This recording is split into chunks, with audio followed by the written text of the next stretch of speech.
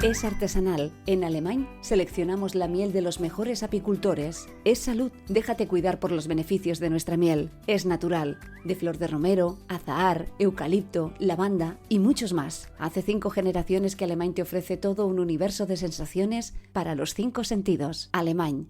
De las mejores flores, la mejor miel. Y ahora un nuevo episodio de Con B de Salud.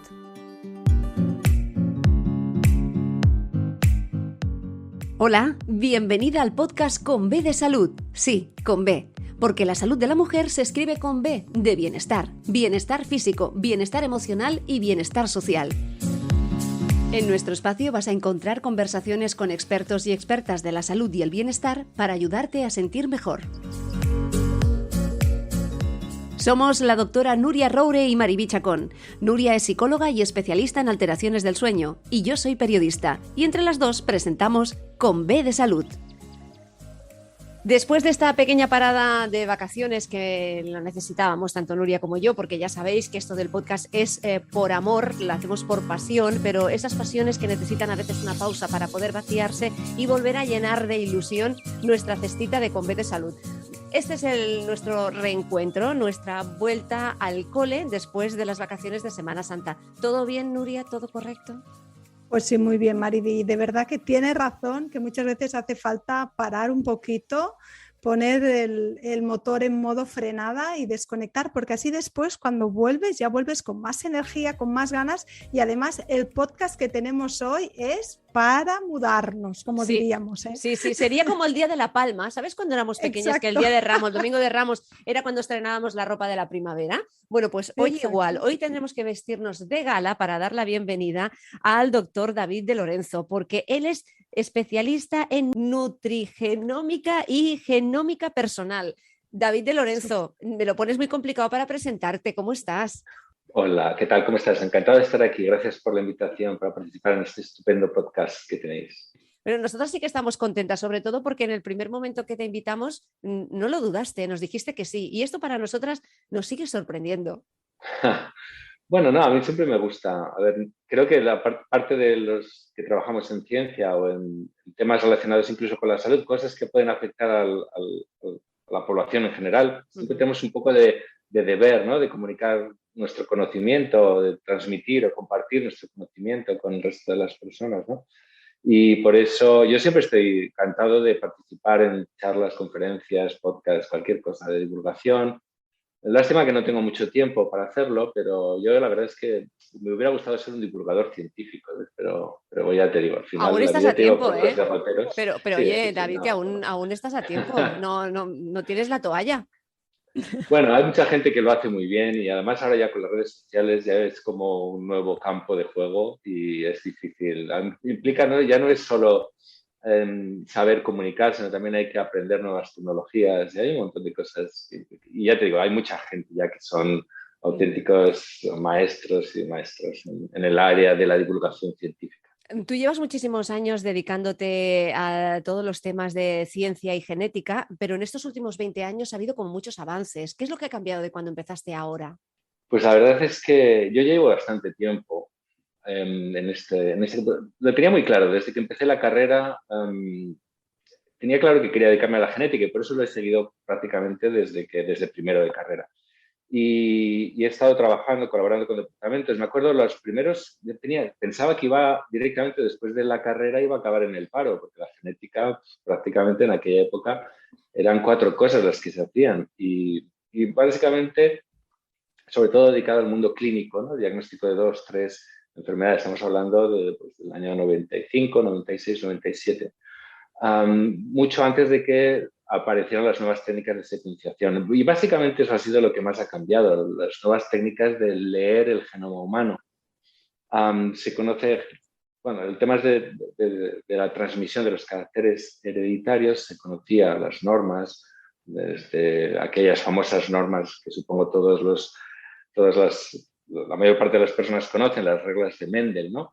De transmisión de la genética. Se conocía más o menos, pero no se sabía muy bien a nivel molecular cómo funcionaba. Luego, poco a poco, con el tema de la lectura del genoma y de las nuevas tecnologías que sobre todo aparecieron a principios del siglo XXI, allá por finales del 20, 21, 95, 96, hasta el 2005-2006 ha sido el gran cambio de la lectura del genoma. Y básicamente es como si tú tuvieras una biblioteca llena de libros, pero no lo sabes leer, ¿no? Pues como pasó con los jeroglíficos de Egipto. Había un montón de inscripciones, pero nadie sabía cómo leerlos. En el momento en que se descubrió la piedra Rosetta, en el cual se pudo saber que se pudo empezar a aprender cómo funcionaba el tema de los jeroglíficos, pues se pudo empezar a entender todo eso. Pues es más o menos lo mismo. La piedra Rosetta fueron las nuevas tecnologías de lectura del genoma, y con ello pues se ha empezado a entender mucho mejor todo lo que es el genoma humano y bueno, todas las enfermedades asociadas, las características que codifican o que están asociadas a distintas variantes, etc. Un poco a entender cómo somos y por qué somos lo que somos. Me encanta que lo hayas definido así, porque además tu especialización es nutrición genética y estilo de vida por el ambiente. O sea que esto también tiene mucho que ver cómo somos, cómo hemos sido educados, dónde vivimos, el clima que tenemos, por qué nos sentimos de una manera determinada. Exacto, esa es una de las cosas que más ha cambiado también del concepto de la genética. Como te decía antes, a finales del siglo XX, se entendía la genética como algo muy independiente del resto. Como que nosotros tenemos la genética, bueno, aparte de que está siempre un gran dilema, incluso en filosofía, ¿no? ¿Somos lo que nacemos o lo que adquirimos después? Se pensaba que eran dos mundos independientes, ¿no? La genética y luego todo el entorno, pues que prácticamente afectaba poco.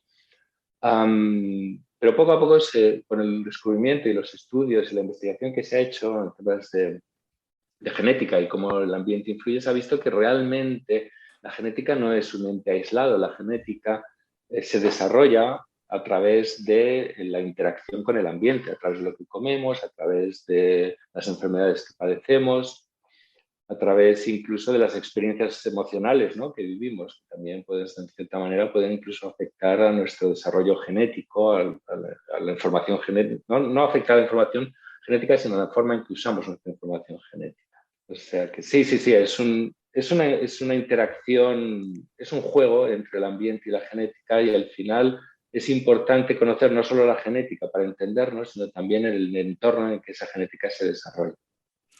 Claro, porque quizás antes es como que creíamos que la genética nos determinaba mucho más y ahora Exacto. se está viendo que a lo mejor ya no es tanto la genética, sino también qué estilo de vida, ¿no?, tiene esa determinada genética. Algunas Exacto. cosas como por ejemplo nuestro físico quizás sí que está más determinado, ¿no?, genéticamente, nuestros rasgos físicos, pero habrá otras como algunas enfermedades que quizás no estén tan determinadas únicamente por la genética, aunque sabemos que hay una predisposición, pero que después puede cambiar dependiendo también qué estilo de vida llevamos. Efectivamente, es totalmente correcto lo que dices, y sobre todo porque, bueno, antiguamente sí que había este determinismo, hace unos años, sí que la genética era muy determinista, como bien has dicho, en el cual si tú tenías una variante genética, pues sí o sí ibas a padecer o ibas a tener la característica que esta variante genética determinaba. Pero poco a poco, incluso en características físicas, como podría ser la altura, que tiene un componente genético muy alto, o sea, prácticamente el 90% de la altura de una persona está determinada genéticamente. Pero sí que es cierto que si una persona, por ejemplo, mis padres, que nacieron en el 39, en una época muy complicada para crecer y para alimentarse, ellos no medían más de 1,5 metros, los dos, y en cambio yo mido 1,84 m. Quiero decir que la genética yo me he analizado mi propio genoma y el de mis padres también, pues es de familia, ¿no? El efecto profesional. Pero y he visto que mis padres tenían el potencial de medir 1,75 m de mi padre y 1,70 m de mi madre, pero en cambio por una mala alimentación durante la infancia pues no pudieron llegar a tener esta altura. O sea que efectivamente es no solo el determinismo genético, el potencial genético, sino también el entorno en el que este genoma se desarrolla. Claro, hablabas ahora, David, de que tú te has estudiado tu genoma.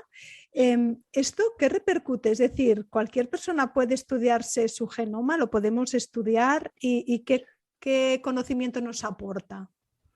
Sí, no, actualmente la lectura de un genoma, hay varios niveles, puedes leerlo a nivel características básicas, más clínicas, hasta un genoma completo, que es el que en mi caso yo me hice, bueno, también pues porque tenía acceso a este tipo de tecnología y claro, pues un poco como autoaprendizaje, pues también lo he utilizado así. Pero lo que puede aportar sobre todo es, aparte de un conocimiento de potenciales enfermedades que uno puede padecer, enfermedades con una predisposición, una persona puede descubrir que tiene una predisposición genética a determinado tipo de cáncer, por ejemplo, ¿no? Por ejemplo, yo tengo una predisposición genética al cáncer de colon. Una vez que tú sabes eso, pues puedes realizar una serie de acciones, tanto a nivel preventivo, pues una alimentación, evitar el alcohol, que es uno de los mayores factores para este tipo de cánceres, o una alimentación rica en frutas, verduras, fibra en general, una alimentación básicamente sana. Tampoco es que estamos descubriendo nada, ¿no? Pero yo, claro, lógicamente en mi caso, pues tengo que tener mucho más cuidado, tengo que prestar mucha más atención a este tipo de cosas. Aparte que luego también pues hay una serie de factores de preventivos a nivel clínico, como puede ser un screening, un estudio de una colonoscopia, etc. Entonces, esto se puede hacer a través de muchas enfermedades. El cáncer sería, por ejemplo, el más útil, por así decirlo, porque el cáncer tiene un factor ambiental muy importante y por tanto si tú sabes que tienes predisposición a un determinado tipo de cáncer, pues seguramente casi con 100% de probabilidades habrá alguna acción, habrá alguna medida que puedes tomar para reducir este riesgo. Y para este tipo de análisis, ¿qué pruebas se tienen que realizar? Bueno, como te decía, hay varios tipos de pruebas. Puedes hacer una prueba más básica dirigida por ejemplo, dices, a mí me interesa saber mi riesgo a X enfermedad. Te hacen un estudio exclusivamente de los genes implicados en esta enfermedad, que puede ser es mucho más sencillo y, lógicamente, pues, menos costoso. Pero también puedes hacer un screening, por ejemplo, si dices, a mí me interesa saber en general el cáncer o enfermedades de interés clínico.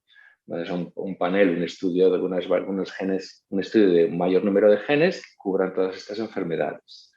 Hasta, pues, como te decía, un estudio más general, como puede ser el genoma entero, que pues, haces el estudio del genoma y a partir de aquí obtienes mucha información.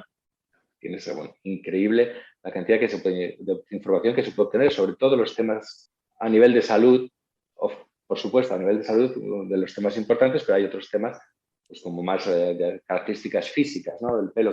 A ver, explícanos, explícanos esto, que esto también nos interesa. Bueno, lógicamente, si ya has nacido y ya te has desarrollado, pues el color de pelo que vas a tener, bueno, eso puede ser, no sé, interesante. También le he hecho, por ejemplo, este estudio se lo he hecho a mis hijos también. Como te decía, ya aprovechando ya que tengo a la familia, ya me dicen, ya vienes otra vez con el bastoncito para tomar la muestra. Yo aparezco ahí con el bastoncito en casa. Bueno, ahora, David, hemos aprendido todos a llamarle hisopo. Sí. Yo creo que en esto hemos ganado. Yo, al menos en el PCR ya nadie se asusta cuando me ven llegar con el hisopo allí. Eso del COVID, mira, la verdad es que se lo agradezco. Pero sí, bueno, como te decía, entonces, por ejemplo, sé que uno de mis hijos, pues, cuando sea mayor, ahora son pequeños los dos y no tienen ningún problema de salud, pero puede ser que uno empiece a desarrollar una cierta intolerancia a la lactosa, porque tiene los genes específicos para que la vía de la lactosa se cerrará antes de tiempo. Bueno, de hecho no es ningún problema, es la manera natural del ser humano, porque realmente todos los mamíferos, cuando ya son mayores, pues cierran lo que es la vía, los genes de la lactasa para poder digerir la lactosa. Ningún mamífero adulto se alimenta de leche y, por tanto, pues ya no sirven para nada estos genes. Entonces es la vía natural del ser humano. Lo que pasa es que luego, pues como nosotros hemos aprendido a obtener leche de animales a través de la ganadería, etcétera, pues nos hemos adaptado a mantener estos genes activos durante un poquito más de tiempo.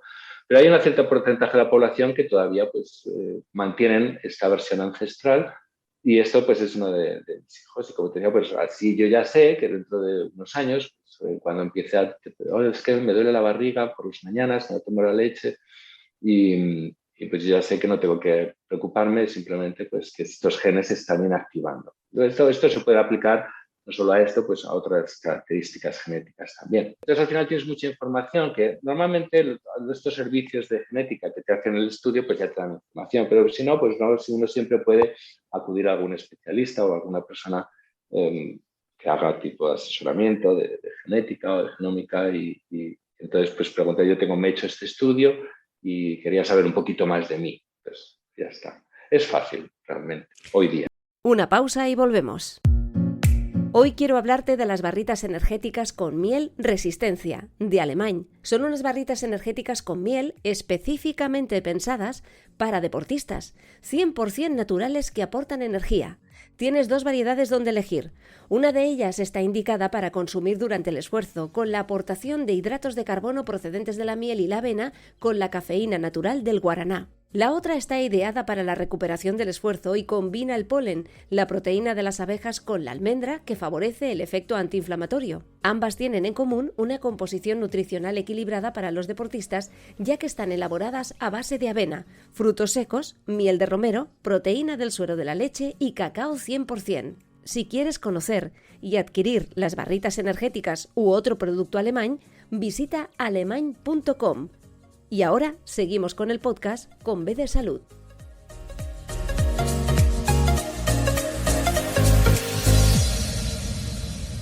Tú, David, eres experto en nutrigenómica, ¿no? Y esto, esta palabra, ¿qué significa? ¿Qué quiere decir experto en nutrigenómica? Bueno, la nutrigenómica es... A mí siempre, como os decía, la genética es lo que es mi base, pero lo que siempre me ha fascinado es cómo esta genética es modulada o se modula por el ambiente en el que se desarrolla, como os había comentado antes, ¿no? Entonces, uno de los temas que más me interesó fue sobre todo cómo el ambiente es muy complejo, el ambiente puede ser muchas cosas, pero sobre todo me interesó el tema de la nutrición por varios motivos. Primero porque la nutrición siempre me ha interesado. De hecho, empecé la carrera de nutrición enseguida, pero todavía estoy con ello. Si me están oyendo mis profes, saludos, volveré algún día. Mira, otra cosa que nunca es tarde, David, tienes muchas cosas ahí. No, estoy en ello. Estoy en tercero, me queda 1 año y medio por acabar, pero es que la vida se complica y de qué manera, y sobre todo con el COVID últimamente, pero bueno.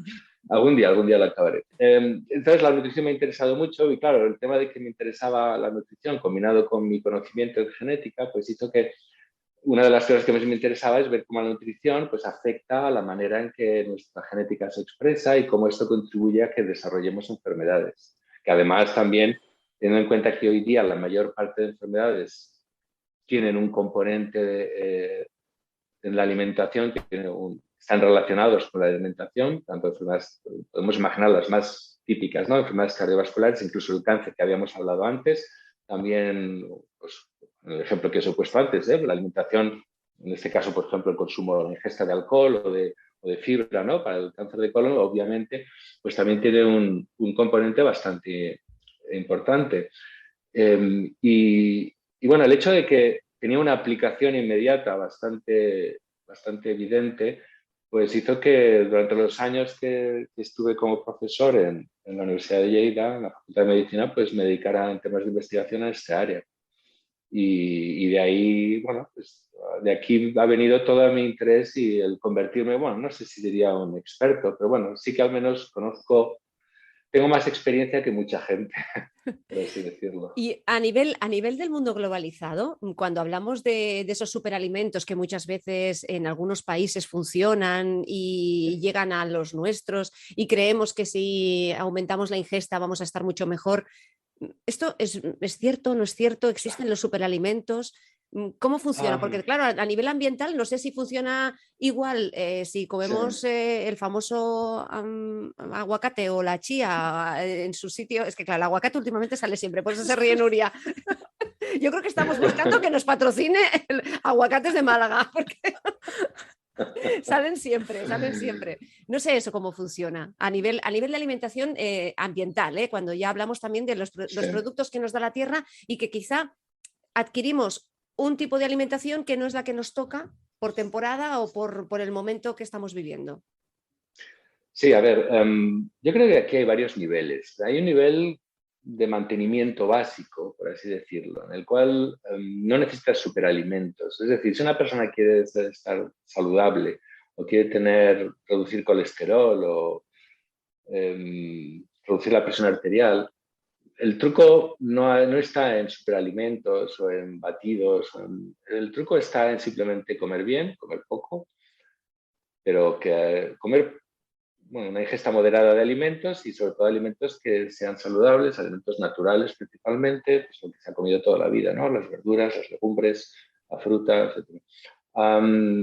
Yo te digo también un ejemplo. En mi caso, durante el año de aislamiento en COVID, antes de venir en 2020, durante todo el año, bueno, sí que gané un poquito de peso, gané a lo mejor 10 kilos, ¿quién no? Y un análisis que me hice en aquella época, justo antes de venir de empezar con el tema de COVID, a trabajar en el tema de COVID, pues contigo en unos niveles de triglicéridos elevadísimos, alrededor de 300, y que no había tenido nunca. Y decía, vaya, pues voy a empezar. Había visto en la genética que sí que tenía cierta predisposición también a niveles de triglicéridos altos, igual que mi padre.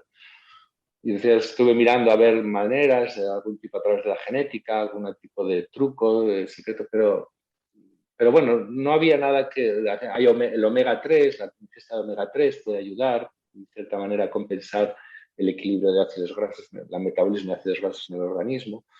Empecé a tomar omega 3, que podría ser como lo que se considera un superalimento, ¿no? Pero nada, fue empezar con el tema COVID. Por el tema COVID tuve que ir a trabajar a Londres. Bueno, me llamaron de Londres para montar una serie de laboratorios de COVID aquí en Londres. Y estuve viviendo durante 4 o 5 meses en el aeropuerto en Heathrow, en una habitación de hotel, alimentándome como podía, porque todas las tiendas estaban cerradas, supermercados básicos, pero no tenía cocina, nada. O sea, comía nada, 4 frutas cada día. Pasaba un hambre de muerte, pero después de un mes perdí, te aseguro, 20 kilos. Claro, si ganaste 10, pues mira. Pero o sea, me pasé de vuelta, ¿no? Y te juro que a la vuelta estaba esquelético. A la vuelta, que ya soy una persona así delgadita, ¿no? Pero a la vuelta me hice otro análisis y había bajado de los 300, había bajado como a 50 o 60, o sea, unos niveles normalísimos por debajo incluso del límite. O sea, ¿qué quiere decir? Que no hay secreto para conseguir un nivel básico de mantenimiento, es comer bien, hacer ejercicio, reducir peso. Otra cosa es que luego tengas algún problema concreto y digas, ostras, yo es que estoy bien, pero a pesar de todo, pues sigo teniendo el triglicérido alto o sigo teniendo algún problema concreto de salud. Pues puede ser que aquí hay una cierta predisposición genética que sí que te puede estar, a pesar de que te haces todo lo que en general se dice que hay que hacer, pues no consigues llegar a este nivel óptimo, ¿no? Entonces aquí sí que a veces pues, puede ser interesante un estudio genético, concreto de este caso, si tienes algún problema de triglicéridos o de presión arterial, y ver si hay alguna manera de compensar esto con alguna acción especial, con algún superalimento o algo así.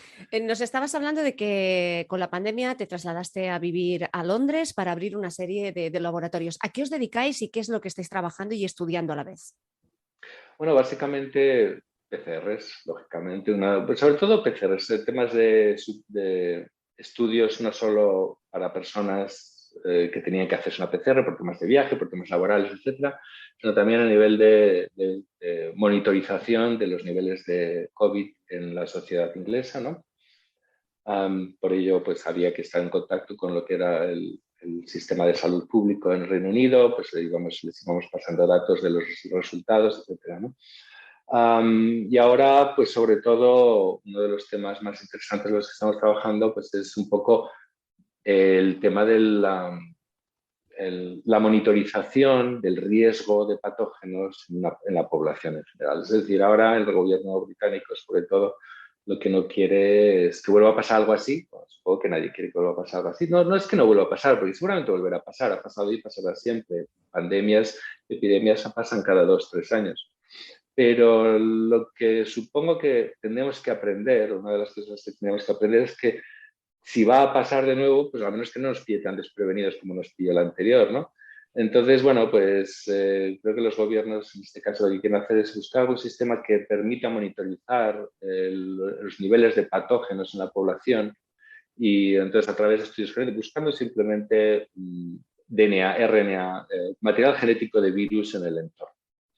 Y entonces eso es lo que estamos, básicamente monitorizando patógenos en el entorno. No os puedo contar mucho más porque hay ciertos temas que son más confidenciales, pero bueno, no digo ningún secreto en decir que el estudio de lo que es el entorno será muy, a nivel de salud y de patógenos, será muy importante en relación con la salud humana. Claro, yo creo que haber pasado una pandemia así algo nos habrá enseñado, pero una duda que se nos genera muchas veces es personas de una misma familia, ¿no? Que están en un mismo entorno, que a veces uno de los familiares ha contraído la enfermedad y en cambio otros que han estado en el mismo ambiente, comiendo juntos, incluso matrimonio, ¿no? Parejas que duermen juntos y uno ha contraído la enfermedad y otro no. Y eso siempre nos ha dado que pensar, ¿no? De por qué. ¿Se ha sabido un poquito más? ¿Se conocen estos datos de qué puede causar que personas que aún no ni han olido ya la han tenido incluso 2 veces, ¿no? Personas que recurrentemente y otros, en cambio, que han pasado la pandemia y no se han contagiado. Nuria, tú, por ejemplo, ¿tú te has contagiado? Yo no me he contagiado, ¿Y pero tampoco en entorno, tampoco he tenido en entorno muy cercano. Ajá. Pero hay Yo personas tampoco. que sí, que aún teniéndolo muy cercano, Sí. ¿no? Dentro de la misma familia, no se han contagiado. Es muy curioso porque nosotros en casa tampoco, pero tengo familiares muy cercanos que la pareja la ha pasado 2 veces en un año de diferentes cepas. Y dices, ¿cómo puede ser, no? Sí, no, es una muy buena pregunta, de hecho. Y hay ciertas, claro, porque es lo que decíamos también, muchas enfermedades, tanto las que no son infecciosas como las que son infecciosas, dependen también en parte de la genética, ¿no? Y en este caso las enfermedades infecciosas, sobre todo en el caso de virus, que al final entran en la célula uniéndose a una proteína que está en la superficie de nuestra célula, ¿no? Esta proteína tiene un origen genético, por tanto, si esta proteína hay algunas personas que lo tienen de una forma un poquito diferente, el virus ya no se engancha tan fácilmente y hace que estas personas de manera innata sean como más insensibles o estén más protegidas frente a la infección por el virus. Había uno de los estudios que se hicieron al principio, una de las primeras observaciones cuando apareció el COVID fue que las personas de grupo cero parecía que se infectaban menos, ¿no? de grupo sanguíneo cero. Tanto el positivo como el negativo, ¿no? Pero sobre todo parecía que el cero quiere decir que careces de una proteína en la superficie de tus células. Y entonces parecía que carecer de estas proteínas evitaba que el virus pues, se uniera y por tanto entrara en las células. Poco a poco iremos conociendo más información sobre el virus y por qué eso, ¿no? Hay ciertas personas que tienen más predisposición a contagiarse o no. Sí, y bueno, y sobre todo porque, por ejemplo, a nivel de inmunidad, ¿no? Que más en general, ¿no? Sin tener que hablar específicamente del virus, pero bueno, en general, para estar protegido frente a infecciones, sí que hay factores ambientales, una buena alimentación, un sueño adecuado, ¿no? Uy, qué bien que me hables del sueño ahora. Aquí. Sí, ya lo sé, lo he hecho a propósito, lo he hecho a propósito. Pero bueno, aparte de que es cierto, ¿no? Que unas horas de sueño mínimas son buenas para tener un buen sistema inmunitario, pero bueno, todo esto en relación con una predisposición o una cierta componente genético para tener un sistema inmunitario mejor o peor. O sea que al final hay una serie de factores, tanto ambientales como genéticos, que también influyen en nuestra inmunidad. Oyéndote hablar, me da la sensación de que esa predisposición genética que tenemos, según cómo nosotros nos alimentamos, ¿no? Eso puede hacer modificar parte de nuestra genética, ¿no? La probabilidad genética puede disminuir. No sé si bien es así. Sí, ciertamente, en cierta manera sí que es así. Por ejemplo, tú puedes tener una variante de riesgo para una enfermedad, pero esa enfermedad está desencadenada por un factor ambiental. Si ese factor ambiental no está presente, pues la variante de riesgo genético pues, es nula. O sea, aunque la tengas, no te va a afectar. El caso más sencillo sería el de la fenilcetonuria, ¿no? Es una enfermedad genética. Las personas que tienen una mutación, pues, si comen algún alimento que contiene un aminoácido, la fenilalanina, pues tienen una serie de problemas y pueden incluso morir, ¿no? Pero si estas personas no ingieren ninguna proteína que tiene este aminoácido, pues no padecen de esta enfermedad y por tanto, aunque tengan la mutación, pues esa mutación no contribuye a ningún riesgo no tiene ningún riesgo negativo, ningún efecto negativo en su salud. Entonces, sí. Claro, esto me hace pensar si también, ¿no?, los otros pilares que hablamos siempre del bienestar, como puede ser el deporte, llevar una vida saludable o incluso no tener pensamientos más positivos, o como hablábamos, el dormir bien, si también pueden modificar, ¿no?, modular un poco nuestra genética y nuestra predisposición a ciertas patologías. Totalmente correcto, es así. Y lo has explicado mejor que lo haría yo, efectivamente, porque realmente es así. Tanto el deporte, todo esto del deporte, de comer bien, etcétera, funciona o mejora nuestra salud a través de un sistema genético, es decir, evita que variantes genéticas que pueden afectar a nuestra salud, a nuestro desarrollo, etcétera, pues se desarrollen o que afecten a nuestra salud. Reduciendo, por tanto, el riesgo, por tanto, el efecto deletério, el efecto perjudicial que estas variantes tienen en nuestro organismo. David, somos unas chicas cumplidoras, nos has dicho que en media hora te tenías que marchar, vamos a cumplir los horarios, pero antes de despedirnos, has sido también pionero en formación online de áreas como la nutrigenómica y la genómica personal. ¿Qué ha significado para ti? Porque el mundo online, no sé si lo conociste antes de la pandemia. Lo conocí antes de la pandemia y yo estaba convencido de que era uno del futuro de la formación. Yo, de hecho, ya hace mucho tiempo colaboraba con la Universidad de Lleida para desarrollar cursos de formación online, incluso cuando yo era profesor también en aquella época, a través del Centro de Formación Continuada que tienen allí. Entonces, no sé si todavía se llama así. Sí, continúa funcionando, sí. Pero, y lo que pasa es que, bueno, ahora al final, con el tema del COVID, pues la formación online se ha disparado y a mí me parece estupendo. Yo creo que cada vez últimamente me doy cuenta que la presencialidad es menos necesaria. No solo por el hecho de que la interacción física hoy día con las nuevas tecnologías es mucho más fácil, prácticamente hay videoconferencias, puedes ver, no es como antes, que a lo mejor solo podías hacer audio, ahora ya el vídeo, todo el mundo tiene internet, una buena internet, que puedes conectarte por vídeo también, sino que también además permite el acceso a muchas mayores fuentes, ¿no? No solo si tú vives en una ciudad, no solo tienes acceso a las clases que se desarrollan en esa ciudad, sino que la formación online te permite acceder a cursos que se desarrollan en todo el mundo.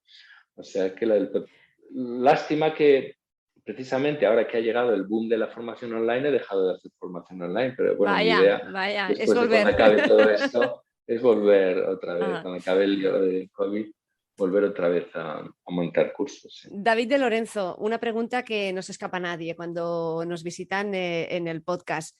Como Nuria es experta en alteraciones del sueño, siempre preguntamos a nuestros invitados e invitadas que cómo duermen. Pues yo estupendamente. Yo nunca he tenido problemas para dormir y además porque sé que el dormir, el número adecuado de horas es importante y la calidad del sueño también en sí es importante. Desde siempre, desde toda mi vida, intento tener unos horarios fijos, de tal manera que me voy a dormir antes o las 11 y me levanto a las 6 de la mañana. Eso es lo que siempre intento más o menos cumplir ese horario. Después a las 6 de la mañana, además, también me energizo un poco yendo a correr unos cuantos kilómetros y a las 7, 8 ya estoy de nuevo en funcionamiento. Pensaba, David, que nos dirías que aquellos meses que viviste en el aeropuerto que dormiste fatal. No, también además... Comió muy mal. Es que además no tenía nada que hacer. Imagínate, estás en el hotel de un aeropuerto. Es que no podías ni salir a la calle a pasear porque está todo cerrado por las pistas del aeropuerto. Entonces, después de trabajar, me iba a la habitación y allí a dormir. A veces incluso a las 10 de la noche ya. O sea. Ajá. Muy bien. Lo digo, Mariví, porque tengo pacientes que oyen un ruidito de nada y ya les molesta, y en cambio aquí vemos que el ruido no tiene por qué ser, ¿no?, un causante de alteración del sueño, porque seguramente... Bueno, tampoco no había muchos aviones en ese momento, ¿no? En ese momento quizás no, pero... Estaba prácticamente desierto, sí. Uh-huh. David de Lorenzo, que estamos encantadas de que hoy nos hayas aceptado la invitación, que hayas compartido con nosotras un ratito. Espero que vuelvas otro día. Además, un personaje, una persona que teníamos muchas ganas de hablar con él, porque es de nuestro territorio y con un currículum muy interesante, muy importante, y hay que cuidar a la gente de cerca y a la que está también un poquito más lejos, ¿no? Pero nos ha encantado. Como os decía, siempre al final acabo volviendo a Lleida porque todavía considero Lleida como casa y entonces, bueno, intento volver lo más que puedo. Y muchas gracias por la invitación, ha sido un placer, la verdad es que me lo he pasado muy bien. Cuando queráis, estoy dispuesto a volver aquí y potenciar mi carrera de divulgador. Mariby, hoy hemos hecho un podcast de proximidad, ¿no? Sí. Aunque está a muchos kilómetros. Podríamos decir que hemos hecho un podcast kilómetro cero, pero tenemos, exacto, cerquita no lo tenemos, porque claro, ha coincidido que mientras hemos hecho esta grabación es miércoles y él cuando viene para Lleida son los jueves. O sea que ya, si lo llegamos a hacer un viernes ya lo hubiéramos pillado aquí en casa. Sí. Gracias, David, un saludo, que vaya muy bien. Un placer. Adiós. Hasta aquí el episodio de hoy. ¿Te ha gustado? No dudes en suscribirte y así estarás informada de todos los capítulos que, como este, seguro te ayudarán a sentirte bien. Porque recuerda que la salud de la mujer se escribe con B de bienestar. Hasta la próxima.